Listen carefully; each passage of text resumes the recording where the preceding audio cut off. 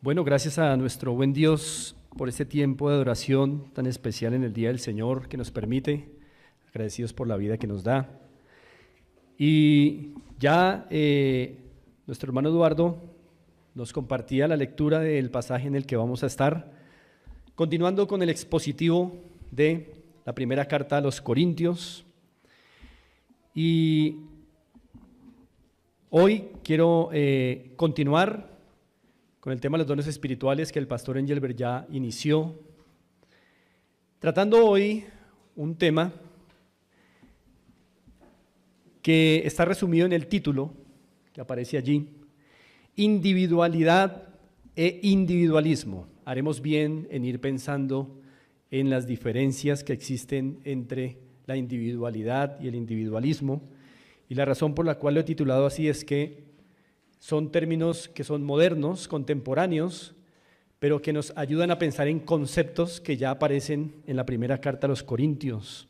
Son dos perspectivas, hermanos, totalmente opuestas respecto a cómo entendemos y ejercemos los dones en la iglesia. Son dos perspectivas opuestas, y no solamente dos perspectivas opuestas, sino que son las únicas dos posibilidades que hay en la manera en que entendemos y ejercemos los dones. Es decir, que como miembros del cuerpo de Cristo, o estamos entendiendo los dones con el enfoque de la individualidad, o los estamos entendiendo con el enfoque del individualismo. No hay una tercera opción.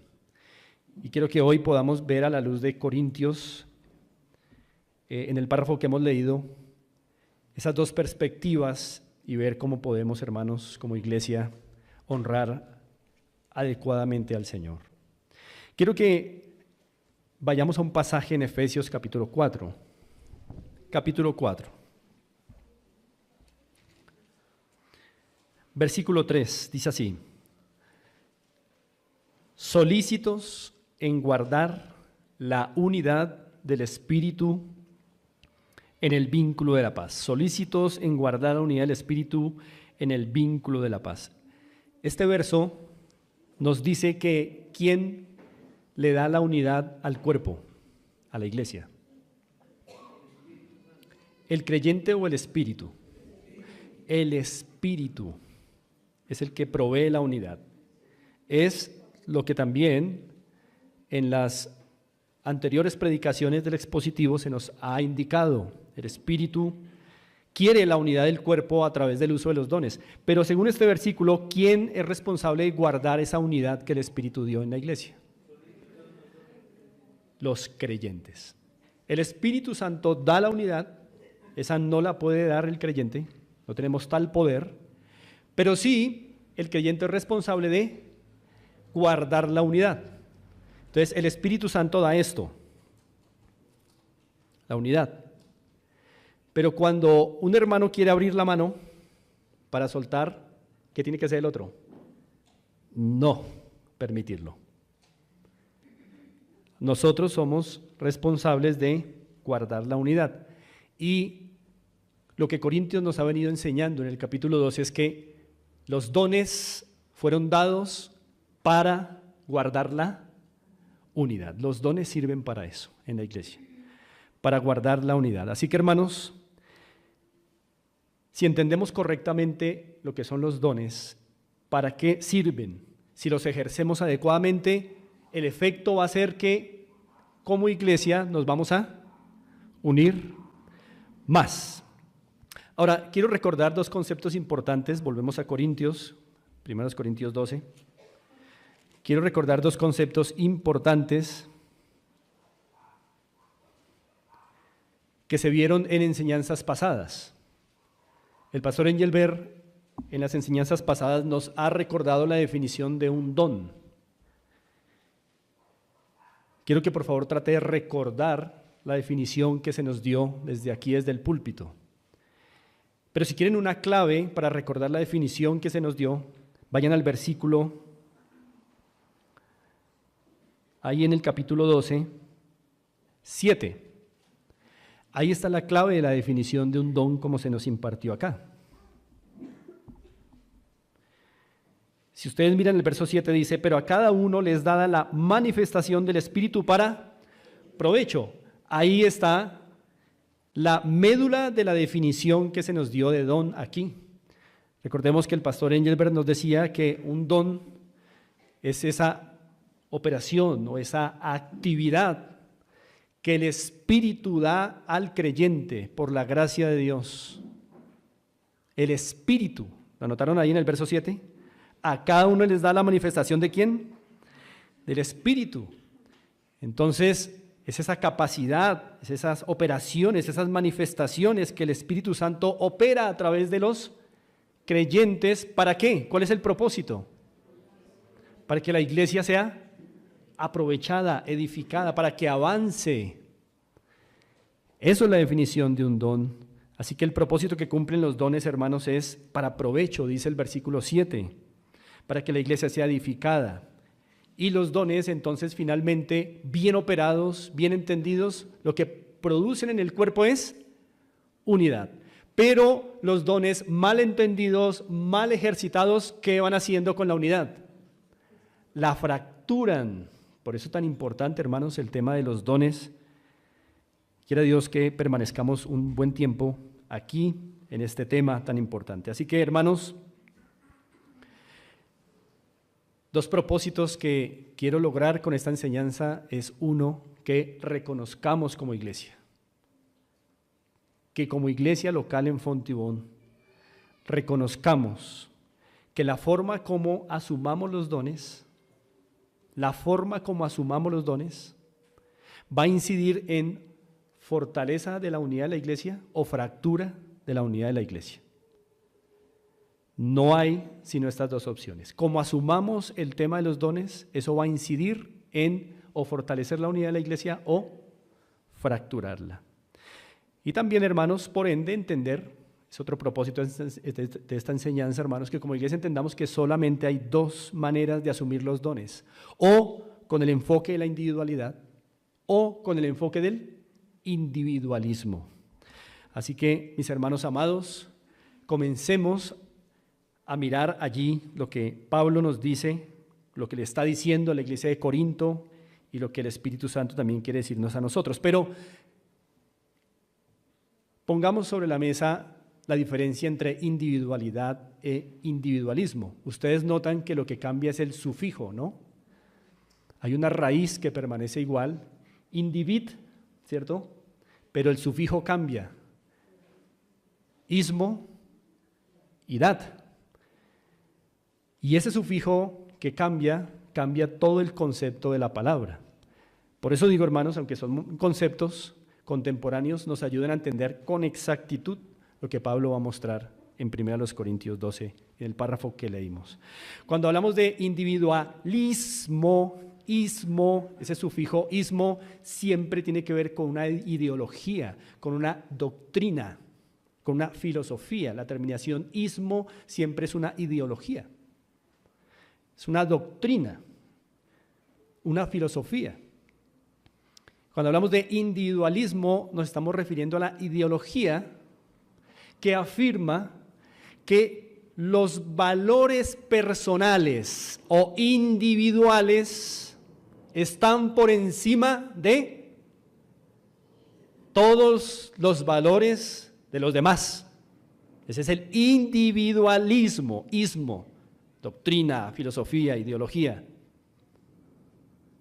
Otra vez, individualismo, la ideología, la enseñanza que afirma que los valores personales están por encima de los valores de los demás, de un colectivo.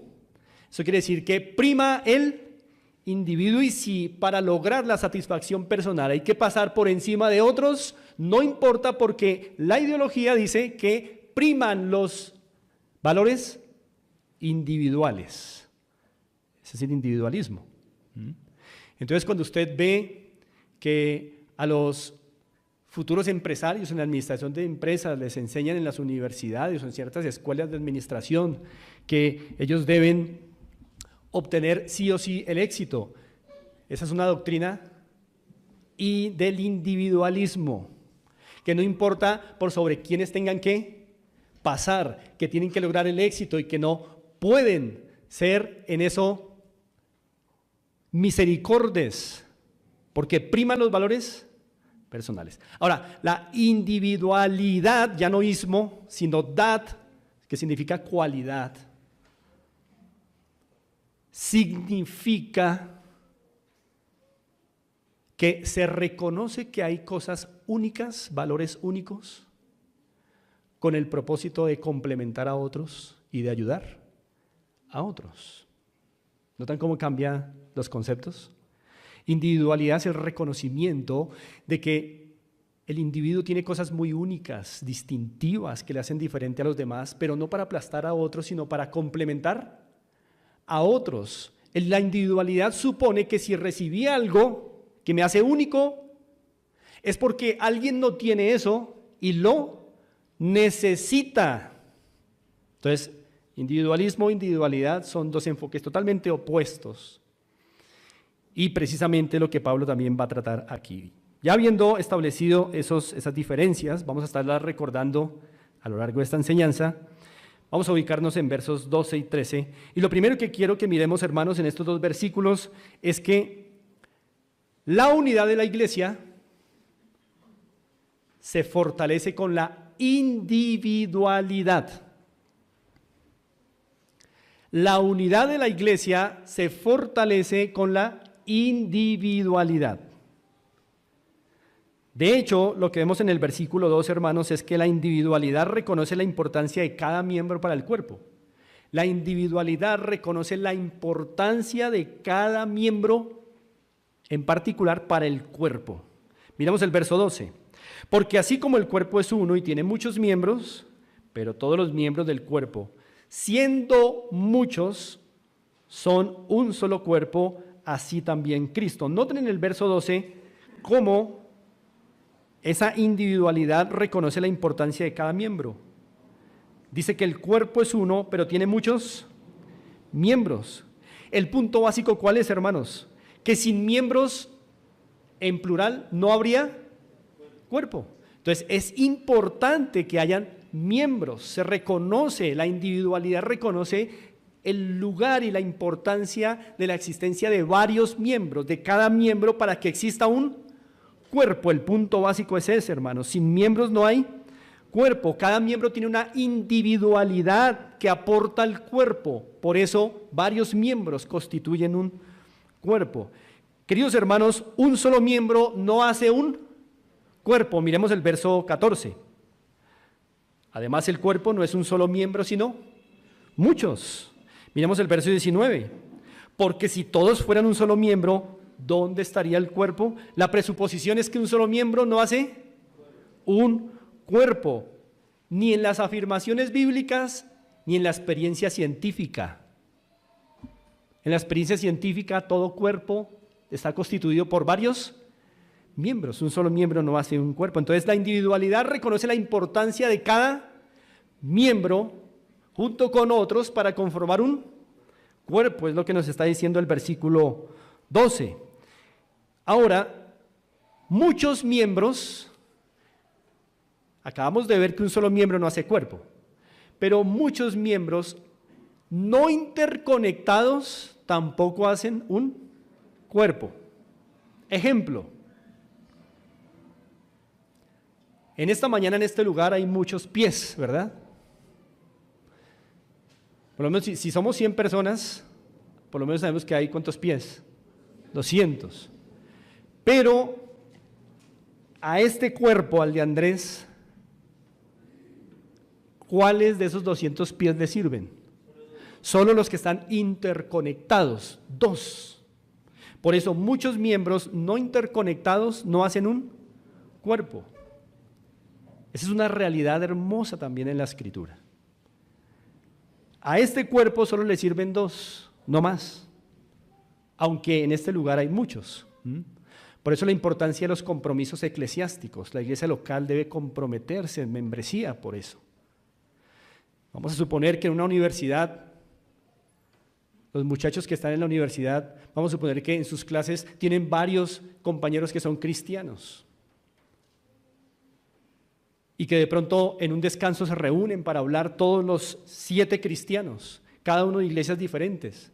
¿El hecho de que sean cristianos en un solo lugar hace que sean una iglesia? No, porque no están interconectados con un solo compromiso, un solo cuerpo. Cada uno tendrá su cuerpo. La iglesia local sí es un cuerpo. Bueno, eso es importante. Pero, hermanos, muchos miembros interconectados entre sí hacen un solo cuerpo. Por eso la individualidad reconoce la importancia de cada miembro, como dice el versículo 12. Así que, mis hermanos, muchos miembros interconectados en un solo cuerpo, muchos miembros interconectados en un solo cuerpo, es lo que sugiere la importancia de la individualidad. La individualidad reconoce la importancia de cada miembro en el cuerpo, porque si no existe ese miembro junto con otros, no habría cuerpo. Y eso significa que cada miembro tiene algo que aportar a la generalidad del cuerpo. Así que, hermanos, la individualidad en la iglesia significa que el miembro reconoce que hay algo único en él y ¿qué hace con ello? Lo usa para complementar a los otros miembros. Eso es importante. La individualidad, hermanos, siempre es un ejercicio corporativo. La individualidad siempre es un ejercicio corporativo. ¿En qué sentidos? En que primero yo miro hacia los otros para ver cómo les puedo complementar con aquello con que soy único. Y después miro desde los otros hacia mí para ver cómo ellos, con lo que ellos son únicos, me complementan a mí. Entonces la individualidad siempre será un ejercicio corporativo. La individualidad, reitero, valora mucho el papel del miembro en el cuerpo por el beneficio que hay corporativo. Ahora, la individualidad también presupone que no existen miembros que tengan todas las capacidades. Si hay miembros, ¿qué se presupone que está existiendo? Una multiplicidad de habilidades y de dones. La individualidad reconoce que no existe un solo miembro que tenga todas las capacidades. Si eso ocurriera, ¿qué dejaría de existir? El cuerpo. Si un solo miembro pudiera tener todas las capacidades, ¿qué por definición desaparece? El cuerpo. No es posible que un solo miembro tenga todas las capacidades. Por esto, hermanos, la definición de miembro implica a alguien que está comprometido con un cuerpo para aportarle y recibir también.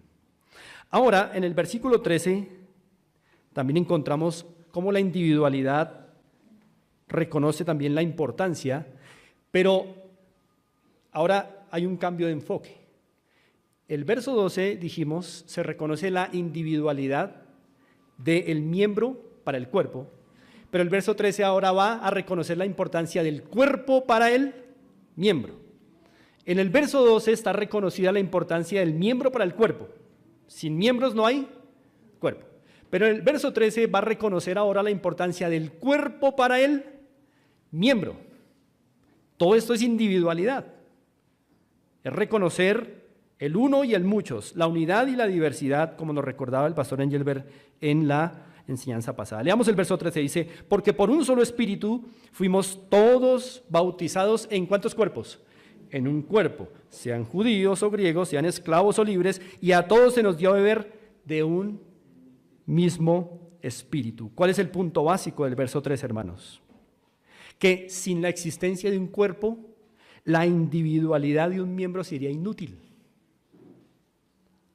La única manera en que un miembro puede manifestar su utilidad es en el contexto de un cuerpo.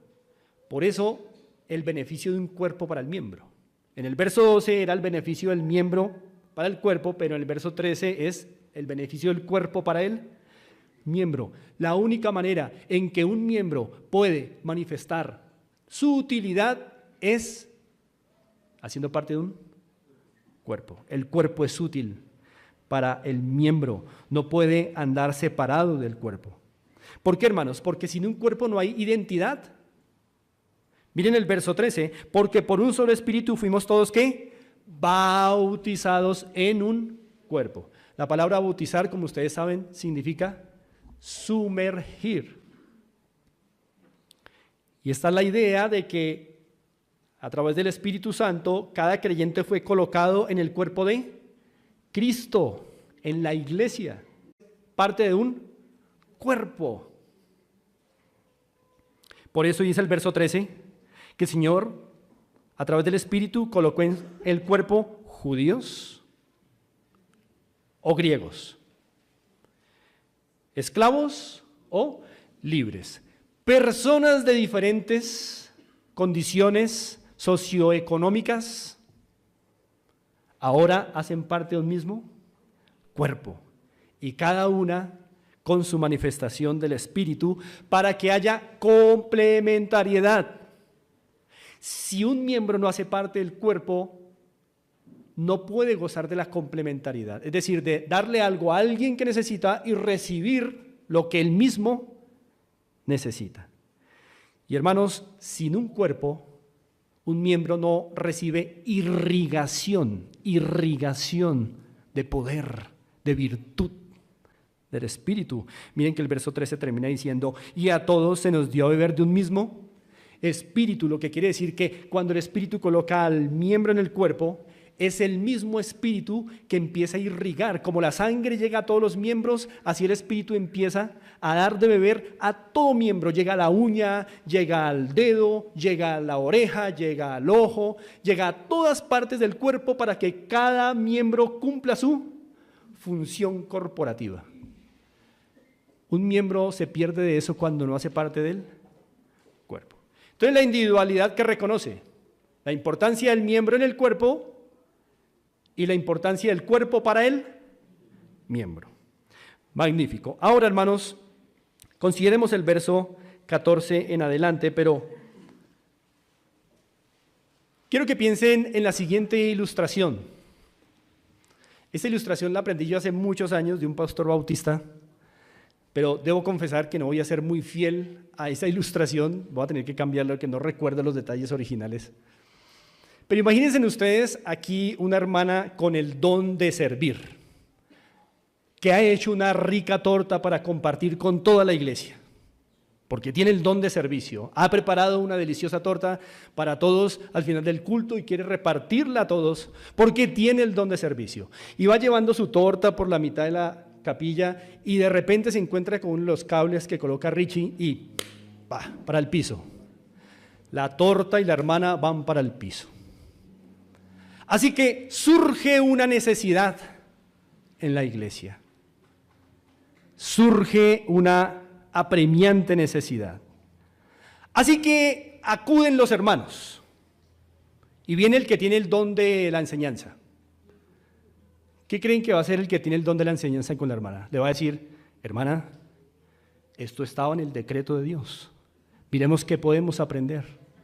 Eso es lo que va a hacer alguien que tenga el don de la enseñanza. Pero luego viene el que tiene el don de exhortación y le va a decir a la hermana, hermana, tenga más cuidado a la próxima por donde camina, por amor de Dios. También. Pero también viene el hermano o la hermana que tiene el don de misericordia y después de la gentil vaciada del que tiene el don de exhortación, ¿qué va a hacer quien tiene el don de misericordia? Va para la hermana y no va a decir nada, la va a abrazar. Tranquila, hermanita, no se preocupe, ánimo en el Señor. Pero también puede venir ahí quien tiene el don de servicio también, como esa hermana que se cayó y que empieza a recoger los pedazos de la torta y a limpiar a la hermana y decirle, mira hermana, está sucia acá, tranquila. Luego viene también el que tiene el don de repartir con liberalidad. ¿Y qué creen que va a decir? Hermano, yo voy a dar para comprar otra torta. Y luego viene el que tiene el don de presidir y va a decir, bueno hermanos, organicémonos. Ya hay plata para la torta, entonces hermana, vaya por favor a comprar la torta, vamos a recoger, vamos a despejar el momento para que sigamos. Hermanos, eso es la iglesia. Es acudir para suplirnos unos a otros. Y que todo siga su curso normal para la gloria de Dios. Por eso, a pesar de que acabamos de ver el enfoque de la individualidad, ahora tenemos que ver el enfoque del individualismo y afirmar que la unidad de la iglesia es fracturada por el individualismo. Así como la unidad de la iglesia es mantenida, fortalecida por la individualidad, la unidad de la iglesia también es fracturada por el individualismo, y es lo que Pablo va a empezar a explicar a partir de versos 14 en adelante. Y antes de entrar a considerar estos textos, hermanos, alguien dijo alguna vez que el ADN del pecado, o sea, su núcleo básico, el núcleo básico del pecado se llama el egoísmo. Me gusta lo que dijo ese autor. El ADN del pecado es el egoísmo. Hay una lucha real entre dos reinos, el reino de Dios y el reino del yo. Constantemente, en la mañana, al mediodía, en la tarde, en la noche, constantemente hay una lucha entre el reino de Dios y el reino del yo. Y en la iglesia, por supuesto, ocurre también.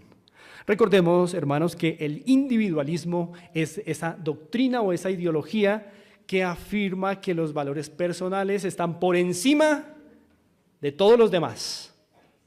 Y que si hay que ganar satisfacción pasando por encima de los demás, no importa, esa es la ideología, esa es la doctrina precisamente. Así que, hermanos, Pablo va a exponer en el párrafo que viene a continuación dos tipos de individualismo. Dos tipos de individualismo. Un individualismo que vamos a llamar de inferioridad y otro individualismo que vamos a llamar de superioridad. Dos tipos de individualismo. Individualismo de inferioridad e individualismo de superioridad. O bien el uno o bien el otro fracturan la unidad de la iglesia. O bien el individualismo de inferioridad o bien el individualismo de superioridad. Así que, hermanos, vamos a mirar. En el verso 14 leemos: además, el cuerpo no es un solo miembro, sino muchos. Esa es una introducción que Pablo va a usar para tratar el tema del individualismo. Porque miren el verso 15 y 16. Si dijera el pie, porque no soy mano, no soy del cuerpo, por eso no será del cuerpo. Y si dijera la oreja, porque no soy ojo, no soy del cuerpo, por eso no será del cuerpo. Hermanos, lo que notamos en el verso 15 y 16, mírenlo bien, es a un pie y a una oreja, diciendo: yo no sirvo para nada. Es un pie y una oreja diciendo: yo no sirvo para nada.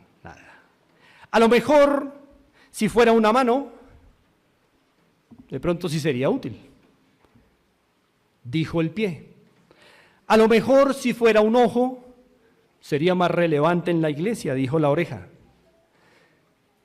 Y, hermanos, creo que Pablo sigue usando la metáfora del cuerpo de manera preciosa y contundente para hablar de las realidades de la iglesia de Corinto y las nuestras. En cada miembro hay un pie, hay una oreja, hay una mano, hay un ojo. El problema es que aquí Pablo está denunciando un tipo de individualismo de inferioridad que consiste en una autopercepción. Hermanos, siempre, tengan esto presente, siempre la autopercepción es pecaminosa. La autopercepción es pecaminosa. Porque cuando uno se autopercibe siempre termina en uno de dos polos, o creyéndose más que alguien o creyéndose menos que alguien. La autopercepción es peligrosa, es pecaminosa, es altamente individualista, pertenece al ámbito del individualismo. Por eso una persona que siempre está creyéndose menor que los demás o superior a los demás tiene un problema de autopercepción pecaminosa. Y creo que todos batallamos con eso. Así que debemos reconocer que tenemos problemas. Todos. Siempre en los análisis personales o nos vemos mejores que alguien o peores que alguien. ¿De dónde estamos sacando nuestra identidad? De acá. De acá. De ese lugar del cual la Escritura ha dicho, engañoso es ese lugar. Engañoso. Y como les he dicho en muchas ocasiones, esa autopercepción de nuestros corazones tan pecaminosa, tan engañosa, nos está dando la identidad. Esa es la filosofía Nietzsche. Hagamos lo que dicte el corazón. Y así vivimos también como creyentes. Lo que el corazón nos diga, eso somos. A veces nos creemos, por encima de los demás, que yo sí hago, y es que yo sí soy piadoso, yo sí soy bueno, y yo sí llego temprano, y esos otros no. O a veces yo soy la peor rata, una asquerosa, no soy digno de nada, que los otros sí, que yo no, y el Señor no me dio a mí nada, y a los otros sí. Pero siempre estamos en los dos polos cuando practicamos la autopercepción. Hermanos, la autopercepción es sumamente peligrosa. Nuestra sociedad hoy está viviendo problemas por la autopercepción. Si hoy un hombre de 58 años se autopercibe como una niña de 3 años, no hay problema, así se autopercibe. Si hoy un hombre de 30 años se autopercibe como un perro dálmata, no hay problema, así se autopercibe. Si un hombre se autopercibe como una mujer o si una mujer se autopercibe como un hombre, no hay problema porque así se autopercibe. Y esto se está desorganizando terriblemente por el problema de la autopercepción. ¿Desde cuándo la autopercepción fue la regla de nuestra identidad? Así que, hermanos, la autopercepción de que el don que recibimos no sirve como sirven otros es una forma de individualismo y es pecaminosa. ¿Por qué es pecaminosa? Porque menosprecia la gracia de Dios en mí. ¿Notan? Cuando yo digo mi don, no, quisiera el del hermano. ¿Mi don para qué sirve? Yo quiero ser más visible. No sirvo para nada con este don que el Señor me dio. Estamos menospreciando la gracia de Dios en nosotros. Es pecaminoso. ¿Por qué? Porque miren el verso 11 del capítulo 12.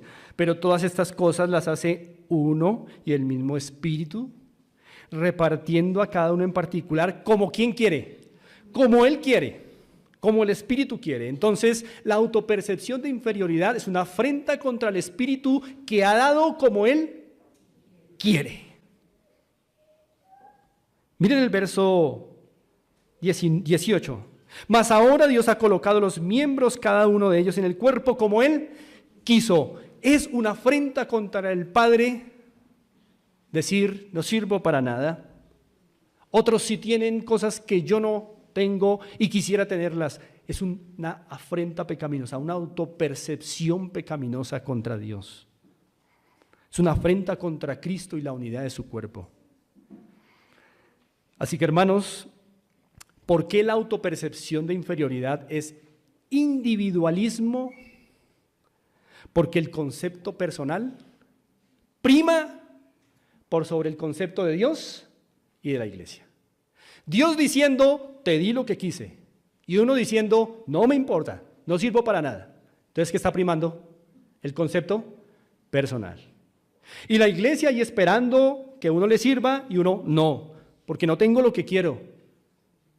Eso es individualismo. El concepto personal está primando por encima del concepto de Dios y del de la iglesia, que espera que yo actúe según mi individualidad, no con el individualismo. Así que, hermanos, en lo que acabamos de leer, probablemente el pie y la oreja representan miembros de la iglesia de Corinto que se perciben con dones inservibles. que menosprecian la gracia de Dios en sus vidas al ser un pie y una oreja. Y yo sé que en esta iglesia hay pies y hay orejas. Que porque no son como la mano o como el ojo, se autoperciben inferiores. Y hay algo interesante que está haciendo Pablo aquí, hermanos. Quiero que lo noten. Y quiero que lo noten con Crisóstomo. Crisóstomo fue un padre de la iglesia oriental del siglo IV. Y él notó algo muy interesante que Pablo está haciendo aquí. Y yo lo comparto con ustedes porque lo tomé de él. Y es que él vio en este versículo 15 y en este verso 16 que el pie no se está comparando con el ojo. ¿Con qué se está comparando el pie? Con la mano. El pie no se compara con el ojo, sino con la mano. ¿Por qué? ¿Por qué? La oreja y el ojo están en la cabeza, pero el pie y la mano están fuera de la cabeza. Noten la idea, porque no es algo que le salió de casualidad a Pablo, es el Espíritu Santo aquí. Pero el pie no se compara con el ojo, sino con la mano, o la oreja no se compara con la mano, sino con el ojo. Noten que la oreja se compara con un miembro que está en la misma cabeza. Pero el pie se compara con un miembro no de la cabeza, sino que está fuera de la cabeza. ¿Por qué? Porque tenemos la tendencia a compararnos no con el que está en una clasificación distinta, sino como con el similar, ¿no? El similar. Voy a ponerles un ejemplo. Un hermano que tenga el don de servicio no sentirá envidia del pastor porque recibió esos dotes pastorales o el don de enseñanza. Porque para el hermano que está con el don de servicio verá al pastor en otra categoría. Pero si hay otro hermano que tenga el don de servicio, con ese sí. Y si empieza a hacer cosas más visibles y más bonitas y más impactantes, ahí sí. Por eso es que el pie no se compara con el ojo, sino con la mano. Y la oreja no se compara con la mano. Pero se compara ¿con qué? Con un miembro que está arriba. Porque tenemos la tendencia a compararnos con los que están como en el mismo nivel. Con otros que están en otro nivel, pues ni modo, se escaparon.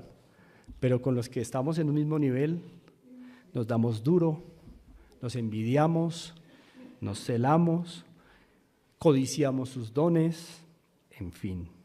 Actitudes muy pecaminosas del individualismo y nos han tocado a todos, sin excepción. Así que, hermanos, en Corinto unos miembros eran inútiles por ese tipo de individualismo e inferioridad. Y es que, hermanos, la autopercepción de inferioridad lleva a la inutilidad. Es alguien que se cree inferior, menospreciando la gracia de Dios en su vida, a la postre se vuelve inútil, no hace nada, porque no está contento, se inhabilita él solito. ¿Y la inutilidad a qué lleva? A la crítica después. Ese es un patrón. La autopercepción de inferioridad lleva a la inutilidad y la inutilidad después lleva a la crítica. Una persona que en amargura no hace nada porque no tiene lo que quisiera, después que empieza a hacer, a hablar contra los demás. Es un patrón. Hay que tener cuidado. Por eso, haciendo un paréntesis, a veces es doloroso cuando hay creyentes que se molestan porque no los llaman, no los visitan como quisieran, no los buscan, pero ellos mismos no llaman a nadie, no buscan a nadie, no visitan a nadie tampoco. Puede ser un patrón de este tipo.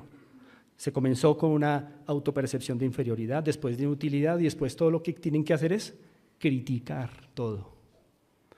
Cuando uno está trabajando duro no tiene tiempo para criticar. Cuando uno está metido en el trabajo del Señor, uno no tiene tiempo para criticar.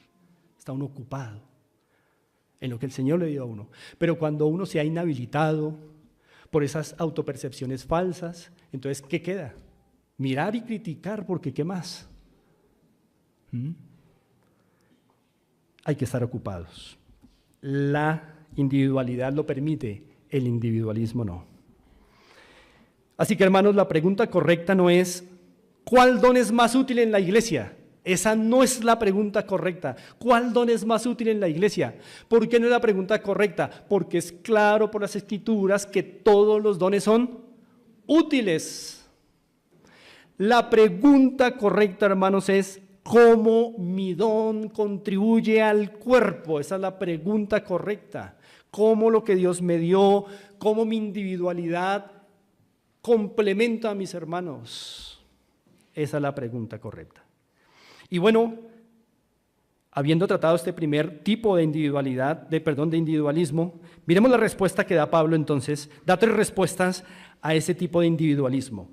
Miremos en el verso 17, leemos así: si todo el cuerpo fuese ojo, ¿dónde estaría el oído? Y eso para todos los miembros que quieren ser el ojo en la iglesia. Si todo fuese oído, ¿dónde estaría el olfato? Entonces, esa respuesta de Pablo significa que cada miembro con su respectivo don es útil al cuerpo, es necesario para el bien del cuerpo.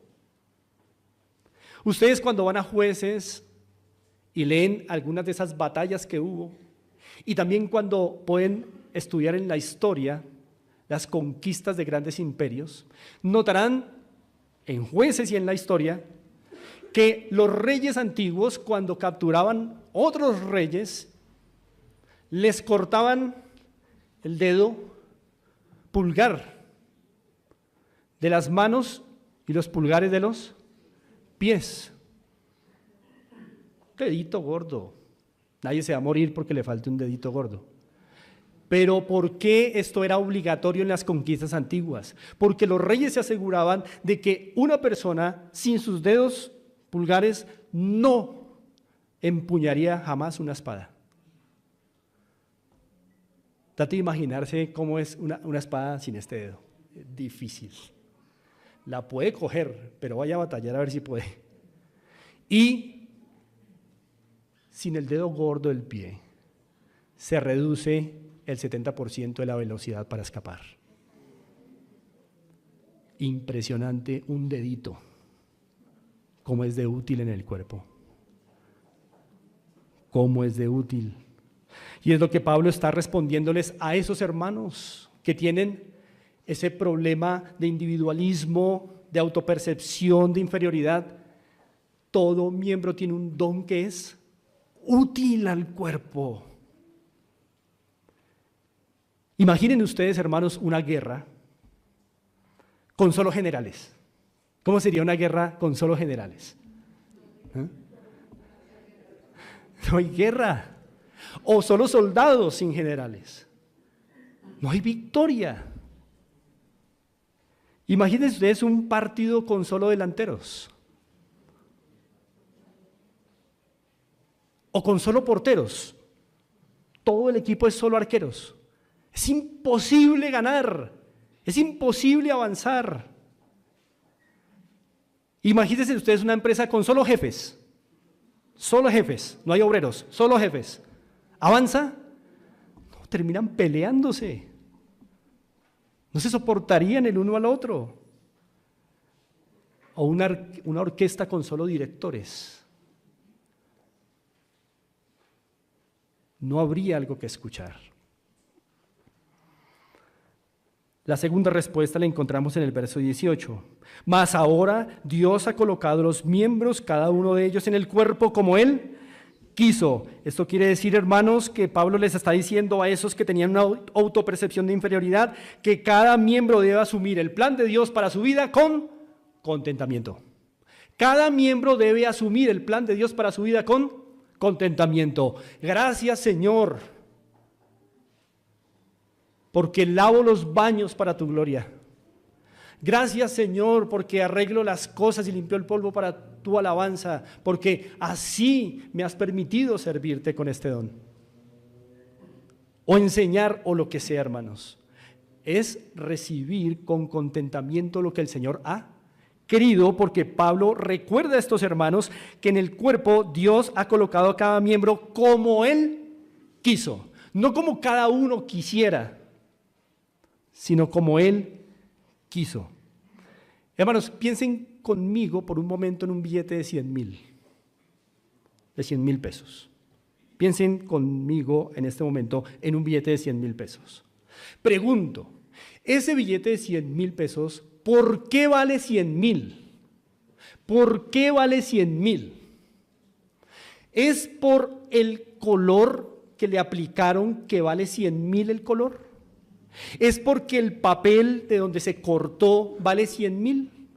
¿Es porque los dibujitos que le colocaron son dibujos de 100,000? No, hermanos, el valor es asignado de fuera. Es un valor foráneo, es decir, viene de fuera, es un valor asignado. El billete de 100,000 no vale 100,000 por los dibujos que tiene, ni por el color verde que tiene, ni por el papel. Es un valor asignado foráneamente, de fuera. El creyente no vale por lo que es, por su estatura, por su personalidad, si es casado o soltero. No, su valor es asignado ¿de dónde? De afuera. Es Dios diciendo: hijo, te amo y te asigno este don. Así te quiero ver sirviendo. Y eso es lo que Pablo está respondiendo acá. Dios asigna valores como Él quiere.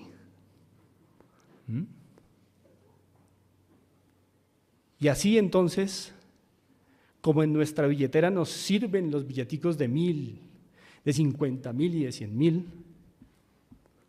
en la iglesia todos los valores que Dios ha asignado son perfectos, todos. Son valores foráneos, vienen de fuera, son asignaciones externas. Pero obviamente queremos el de 100,000. Obviamente. Es lo que precisamente el Señor quiere hacer aquí: contentamiento. Todo sirve en la iglesia del Señor según el plan de Dios y no el nuestro. Y miremos el verso 19 y el 20. Porque si todos fueran un solo miembro, ¿dónde estaría el cuerpo? Pero ahora son muchos los miembros, pero el cuerpo es uno solo. Así que la tercera respuesta de Pablo es: cada miembro debe reconocer que no existe un miembro con todos los dones. No existe un solo miembro que tenga todos los dones. Y por eso cada uno debe estar contento de lo que ha recibido y usarlo, porque no hay un miembro que tenga todos los dones. Son muchos los miembros, dice Pablo, pero el cuerpo es uno solo. Pero bueno, ese es el individualismo de inferioridad. Ahora, el individualismo de superioridad. Vamos a mirarlo en el versículo 21. Dice así: ni el ojo puede decir a la mano: no te necesito, ni tampoco la cabeza a los pies: no tengo necesidad de vosotros. Noten el cambio de enfoque. Primero era el pie diciéndose a sí mismo, ¿no? Qué mal que no soy una mano. Pero ahora es el ojo diciéndole a otro, no a sí mismo, diciéndole a otro: no te necesito. ¿Notan el cambio de enfoque? Pero otro tipo de individualismo. Un individualismo de superioridad. Mi don es todo suficiente. En esta iglesia no se necesitan muchos, con lo que Dios me dio a mí es suficiente. No os necesito. Hermanos, está en la autopercepción de superioridad, en donde el que tiene el don cree que su don es todo suficiente y que no necesita de los demás. ¿Por qué es una autopercepción pecaminosa? Porque menosprecia la gracia de Dios, ya no en su vida como el de inferioridad, sino menosprecia la gracia de Dios en la vida de otros. El de la inferioridad dice: o más bien menosprecia la gracia de Dios ¿en dónde? En su propia vida, no la aprecia. Pero de la superioridad menosprecia también la gracia de Dios en la vida de otros. Cree que la gracia de Dios ha sido para su vida, pero pobres desgraciados los demás, porque no han recibido la gracia que yo recibí con este don. Se menosprecia la gracia en dos sentidos: inferioridad en mi vida, superioridad en la vida de otros. ¿Y por qué este enfoque es individualista? ¿Por qué pertenece a esa categoría del individualismo? Porque la percepción personal o el concepto personal prevalece por sobre todos los demás. Yo soy autosuficiente y todo suficiente. Y hermanos, la verdad es que también tenemos la tendencia a apreciar nuestras virtudes más allá de lo normal, por encima de los demás, como estaba pasando con los hermanos en Corinto. Recuerden esa ilustración al principio de la hermana con su torta cayendo y todos acudiendo. Eso está muy bien, pero también pudiera pasar que ese maestro viera a todos los demás como ignorantes. También puede pasar que el que tenga el don de servir vea a los demás como negligentes. Pudiera pasar también que el que exhorta vea a los demás miembros como relajados y laxos. Es la tendencia que el que tiene el don de repartir vea a los demás hermanos como tacaños. El que preside ve a los demás como gente desorganizada. Y el que tiene el don de misericordia ve a todos los demás como despiadados. Porque cada uno tenderá también a ensalzar las virtudes personales. Dios me dio esto y los demás están muy mal, pero yo estoy muy bien. Gracias, Señor. Y se olvida, hermanos, el sentido corporativo. Los dones tienen un sentido corporativo, que no se nos olvide eso. Se cuenta que en alguna ocasión un hombre dejó sobre una mesa un martillo, una puntilla y un cuadro. Los dejó ahí y se fue por un momento. Mientras el hombre se fue, ocurrió lo impensable. El martillo y la puntilla y el cuadro se pusieron a hablar. Y el tema fue: ¿quién de nosotros es mejor? El martillo dio sus argumentos. Aquí yo soy el mejor. ¿Qué haría una puntilla sin un martillo? ¿Qué haría un cuadro si no hay una puntilla clavada por un martillo? La puntilla dijo: no. Usted puede existir, pero si no hay una puntilla clavada donde colgar un cuadro, no hay nada. Yo soy el mejor. Y el cuadro dijo: nadie quiere ver un horrible martillo, nadie quiere ver una horrible puntilla, todos quieren ver un cuadro. Soy el mejor. Luego regresó el hombre, cogió su martillo, cogió la puntilla, la clavó, colocó el cuadro, quedó contento y se fue a guardar el martillo. Y entonces ya cada uno por aparte entendió la utilidad de los otros. Ya el martillo guardado dijo: ¿cómo se vería mi utilidad si no hubiera una puntilla que clavar y un cuadro que colgara esa puntilla? La puntilla razonó también: sí, nadie quiere ver una puntilla clavada en la pared, pero ¿qué sería este pobre cuadro si no estuviera yo? Mi utilidad se ve aquí. Y el cuadro dijo: todos quieren ver un cuadro, nadie quiere ver un martillo y una puntilla, pero ¿qué sería de mí? ¿Cómo me vería si no hubiese un martillo y una puntilla aquí? Hermanos, ese es el punto. Y se nos ilustraba en la enseñanza anterior también. Lo que Dios nos ha dado no es para pelearnos los unos contra los otros, es para unirnos y hacer un trabajo conjunto. Sí, hay hermanos que tienen dones que no son visibles, como el del cuadro. Pero el cuadro no sería visible si no hubieran hermanos con trabajos invisibles. Ese es el punto. Es lo que Pablo está tratando aquí de decirles a los hermanos en Corinto. Así que, mis amados hermanos, la respuesta final de Pablo a ese último problema de superioridad, ese individualismo de superioridad, está en los versos 22 en adelante. Terminemos. En el verso 22, Pablo dice: antes bien, los miembros del cuerpo que parecen más débiles son los más necesarios. Es decir, todo miembro, por pequeña que parezca su función, es necesaria. Todo el mundo se impresiona con el pastor, con el maestro, con el que está detrás del púlpito.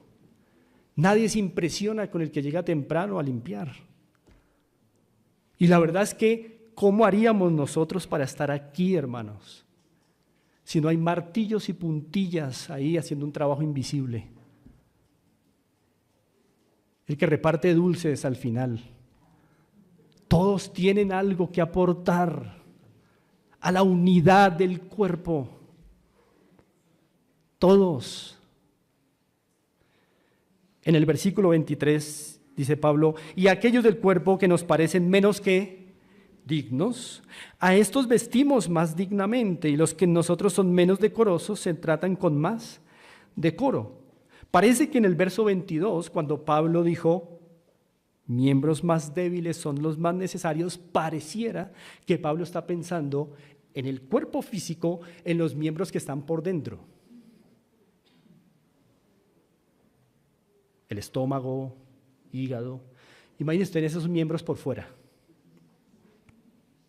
¿Cómo luciríamos? Mal, se escondieron. Dios los escondió de la vista. Pero hermanos, quite un miembro de esos. A ver si funciona hasta igual. Algunos los quitas y mueres.